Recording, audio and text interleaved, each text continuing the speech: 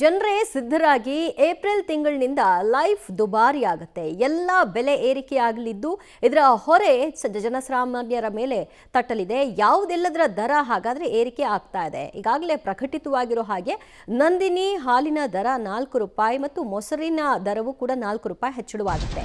So April ತಿಂಗಳ ಆರಂಭದಲ್ಲೇ ಈಗ ಕರುನಾಡಿಗರಿಗೆ ದರ ಏರಿಕೆಯ ಶಾಕ್ ಎದುರಾಗಿದೆ. ನಾಳೆಯಿಂದ ಹೊಸ ದುನಿಯಾ, ಹೊಸ ದರ. ನಾಳೆಯಿಂದ ಹಾಲು ಮೊಸರು 4 ರೂಪಾಯಿ ದುಬಾರಿ ಆಗಲಿದೆ. ಕರೆಂಟ್ ಶಾಕ್ ಕೂಡ ಕಾದಿದೆ. ಅಂದ್ರೆ ಯೂನಿಟ್ಗೆ 36 ಪೈಸೆಯನ್ನ ಹೆಚ್ಚಳ ಮಾಡಿದ್ದಾರೆ. ಯೂನಿಟ್ಗೆ 36 ಪೈಸೆ. ಇನ್ನು ಕರೆಂಟ್ ಶಾಕ್ನ ಒಂದು ಭಾಗ ಮಾಸಿಕ ಶುಲ್ಕವೂ ಕೂಡ 20 ರೂಪಾಯಿ ಹೆಚ್ಚಳ ಮಾಡಿದ್ದಾರೆ. ಅಂದರೆ ಅದು ಫಿಕ್ಸೆಡ್ ಚಾರ್ಜಸ್ ಇರುತ್ತಲ್ಲ, ಅದನ್ನು 20 ರೂಪಾಯಿ ಏರಿಸಿದ್ದಾರೆ. ಈ ಹೊಸ ವಾಹನ ಖರೀದಿಗೆ ಅದಕ್ಕೂ ಕೂಡ ಹೆಚ್ಚುವರಿ ಸೆಸ್ಸನ್ನು ಹಾಕೋ ಮೂಲಕವಾಗಿ ಜನಸಾಮಾನ್ಯರ ಮೇಲೆ ಹೊರೆಯನ್ನು ಹಾಕ್ತಾ ಇದ್ದಾರೆ.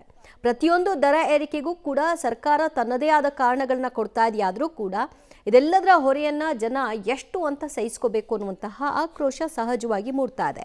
ಈಗ ಹಾಲು ಮೊಸರಿನ ದರ ಏರಿಕೆ ಮಾಡ್ತಾ ಇರೋದು ರೈತರಿಗೆ ಕೊಡಲಿಕ್ಕಾಗಿ ಹೆಚ್ಚಳ ಆಗಿರುವಂಥ ಅಷ್ಟು ಮೊತ್ತವನ್ನು ನಾವು ಜನರಿಗೆ ರೈತರಿಗೆ ಕೊಡ್ತೀವಿ, ಅಮೂಲ್ಕವಾಗಿ ಜನರು ಇದನ್ನು ಸಹಿಸ್ಕೋಬೇಕು ಅಂತ ಅಂದರು. ಜೊತೆಗೆ 50 ml ಏನು ಕೊಡ್ತಾ ಇದ್ರು ಅದನ್ನು ಕೂಡ ಈಗ ಕಡಿತ ಮಾಡಿದ್ದಾರೆ. ಹಾಗಾಗಿ ನಾಳೆಯಿಂದ ಈಗಾಗಲೇ ನಿರ್ಧಾರ ಆಗಿತ್ತು, ಆದರೆ ಅದು ಜಾರಿಗೆ ಬಂದಿರಲಿಲ್ಲ. ನಾಳೆಯಿಂದ ಅದು ಜಾರಿಗೆ ಬರುತ್ತೆ. ಹಾಲು 4 ರೂಪಾಯಿ ಹೆಚ್ಚಳವಾಗುತ್ತೆ.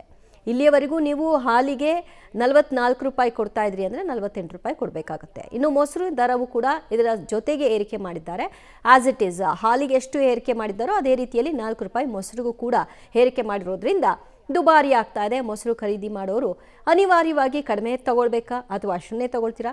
Choice is yours. ಇನ್ನು ನಾಳೆಯಿಂದ ಲೈಫ್ ಕಾಸ್ಟ್ಲಿ. ಹೇಗೆ? ಹಾಲು ಮೊಸರು ದರ ಏರಿಕೆ ಆದಮೇಲೆ ಸಹಜವಾಗಿ ಹೋಟೆಲ್ಗಳಲ್ಲೂ ಕೂಡ ಇದರ ದರವನ್ನು ಏರಿಕೆ ಮಾಡ್ತಾರೆ. ನೀವು ಹೋಟೆಲಲ್ಲಿ ರೆಗ್ಯುಲರ್ ಆಗಿ ಕಾಫಿ, ಟೀ ಮತ್ತು ಈ ಒಂದು ಹಾಲಿಗೆ ಸಂಬಂಧಿತ ಯಾವುದೇ ರೀತಿಯ ಪದಾರ್ಥಗಳನ್ನ ತೆಗೆದುಕೊಳ್ತೀರಿ ಅಂದರೆ ಅದೆಲ್ಲದರ ರೇಟು ಕೂಡ ಇನ್ಕ್ರೀಸ್ ಆಗ್ತಾ ಹೋಗುತ್ತೆ. ಅದು ನಾಳೆಯಿಂದಲೇ. ಕರೆಂಟ್ ಶಾಕನ್ನು ಕೊಟ್ಟಿದ್ದಾರೆ. ಈಗ ಯೂನಿಟ್ಗೆ 36 ಪೈಸೆಯನ್ನು ಹೆಚ್ಚಳ ಮಾಡಿದ್ದಾರೆ. ನಾವು ಸುಮಾರು ವರ್ಷಗಳಿಂದ ಈ ಒಂದು ಬೇಡಿಕೆ ಇತ್ತು, ಏರಿಕೆ ಮಾಡಿರಲಿಲ್ಲ. ಹೀಗಾಗಿ ಅನಿವಾರ್ಯ ಬೇಡಿಕೆಯನ್ನು ಪೂರೈಸಬೇಕು, ಹಾಗಾಗಿ ದರ ಏರಿಕೆ ಮಾಡಬೇಕು ಅಂತ ಹೇಳಿದ್ದಾರೆ. ಅದರ ಪ್ರಕಾರವಾಗಿ ನಾಳೆಯಿಂದ 36 ಪೈಸೆ ಯೂನಿಟ್ಗೆ ಹೆಚ್ಚಾಗ್ತಾ ಇದೆ. ಕರೆಂಟ್ ಮಾಸಿಕ ಶುಲ್ಕ ಅದನ್ನು ಕೂಡ 20 ರೂಪಾಯಿ ಹೆಚ್ಚಳವನ್ನು ಮಾಡಿದ್ದಾರೆ. ಈಗಾಗಲೇ 126 ರೂಪಾಯಿನೋ ಇತ್ತು, ಸೊ ಅದಕ್ಕೆ 20 ರೂಪಾಯಿ ಸೇರಿಸ್ತಾ ಇದ್ದಾರೆ. ಅಂದರೆ 144 ರೂಪಾಯಿ ನೀವು ಫಿಕ್ಸೆಡ್ ಚಾರ್ಜಸ್ನ ಕೊಡಬೇಕಾಗತ್ತೆ. ಇದು ಎರಡೆರಡು ಡಬಲ್ ಕರೆಂಟ್ ಶಾಕ್. ಇದು ಹೊಸ ವಾಹನ ಖರೀದಿ ಮಾಡುವಂತಹ ಬಯಕೆಯನ್ನು ಯಾರಾದರೂ ಹೊಂದಿದ್ರೆ ಅವರು ಆ ಹೊಸ ವಾಹನ ಖರೀದಿ ಮಾಡುವಂತಹ ಸಂದರ್ಭದಲ್ಲಿ ಏನು ಸೆಸ್ ಚಾರ್ಜ್ ಹಾಕ್ತಾರೆ ಅದು ಕೂಡ ದುಬಾರಿ ಆಗ್ತಾ ಇದೆ. ಈ ಮೂಲಕವಾಗಿ 3 ಬರಿಯನ್ನು ಏಪ್ರಿಲ್ ಆರಂಭದಲ್ಲೇ ನೀವು ಹೊರಬೇಕಾಗಿದೆ. ಇದರ ಜೊತೆಗೆ ಕಸಕ್ಕೂ ಕೂಡ ಸುಂಕ. ಮನೆ ಹೋಟೆಲ್ಗಳಿಗೆ ಶಾಕ್. ಮನೆಯಲ್ಲಿ ತ್ಯಾಜ್ಯವನ್ನು ಕಲೆಕ್ಟ್ ಮಾಡಬೇಕಾದ್ರೆ ಇಂತಿಷ್ಟು ಮೊತ್ತ ಅಂತ, ಹೋಟೆಲ್ಗಳ ತ್ಯಾಜ್ಯವನ್ನು ಕಲೆಕ್ಟ್ ಮಾಡಬೇಕಾದ್ರೆ ಇಂತಿಷ್ಟು ಮೊತ್ತ ಅಂತ ದುಬಾರಿ ಮಾಡ್ತಿದ್ದಾರೆ.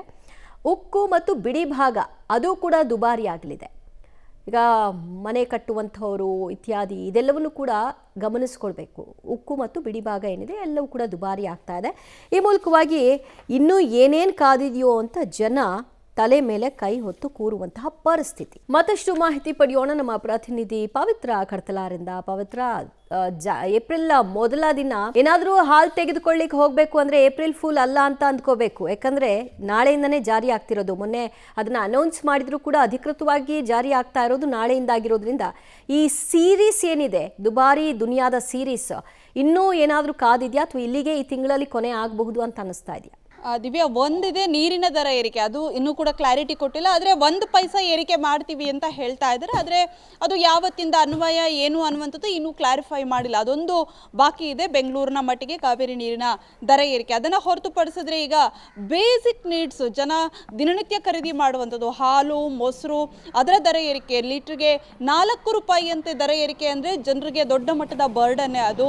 ಇನ್ನು ವಿದ್ಯುತ್ ದರ ಏರಿಕೆ, ಒಂದು ಕಡೆ ಗೃಹಜ್ಯೋತಿ ಅಂತಾರೆ, ಇನ್ನೊಂದು ಕಡೆಯಿಂದ ದರ ಏರಿಕೆಯ ಬಿಸಿಯನ್ನ ಜನರಿಗೆ ನಿರಂತರವಾಗಿ ತಟ್ತಾ ಇದೆ. ಫಿಕ್ಸ್ಡ್ ಚಾರ್ಜಸ್ ದರ ಕೂಡ ಏರಿಕೆ ಆಗುತ್ತೆ. ಹಾಗಾಗಿ ಗೃಹಜ್ಯೋತಿಯಲ್ಲಿ ಲಿಮಿಟೆಡ್ ಒಂದಿಷ್ಟು ಯೂನಿಟ್ಗಳು ಏನು ಸಿಗುತ್ತೆ, ಆದರೆ ಅದನ್ನು ಹೊರತುಪಡಿಸಿದ್ರೆ ಈ ದರವೂ ಕೂಡ ಅನ್ವಯ ಆಗುತ್ತೆ. ಇನ್ನು ಕಸದ ಸೆಸ್, ಕಸಕ್ಕೂ ಕೂಡ ಕಾಸು ಕಟ್ಟಬೇಕು ಜನ, ಕಸದ ಸೆಸ್ ಕೂಡ ಜಾರಿ ಆಗ್ತಾ ಇದೆ.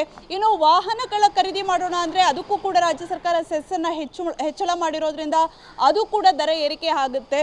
ಸೊ ಹಾಗಾಗಿ ಏಪ್ರಿಲ್ 1ರಿಂದ ನಾಳೆಯಿಂದ ಸಾಕಷ್ಟು ಸೀರಿಯಸ್ ಆಗಿ ದರ ಏರಿಕೆ. ಈಗ ಈ ಹಿಂದಿನ ತಿಂಗಳಲ್ಲೂ ಕೂಡ ಎಲ್ಲವೂ ಕೂಡ ದರವನ್ನು ಏರಿಕೆಯನ್ನ ಮಾಡಿದ್ದಾರೆ. ಬಸ್ ದರ ಆಗಿರ್ಬೋದು, ಮೆಟ್ರೋ ದರ ಆಗಿರ್ಬೋದು, ದರ ಏರಿಕೆಯ ಬಿಸಿ ಜನರನ್ನ ನಿರಂತರವಾಗಿ ಸುಡ್ತಾ ಇದೆ. ಅದರ ಮಧ್ಯ ಈಗ ನಾಳೆಯಿಂದ ಮತ್ತಷ್ಟು ದುಬಾರಿ ದುನಿಯಾ ಜನರ ಪಾಲಿಗೆ ಆಗಲಿದೆ. ದಿವ್ಯಾ. ಓಕೆ, ಪವಿತ್ರ ಸಂಪರ್ಕದಲ್ಲಿರಿ, ಮತ್ತಷ್ಟು ಮಾಹಿತಿ ನಿಮ್ಮಿಂದ ಪಡೆದುಕೊಳ್ತೀವಿ.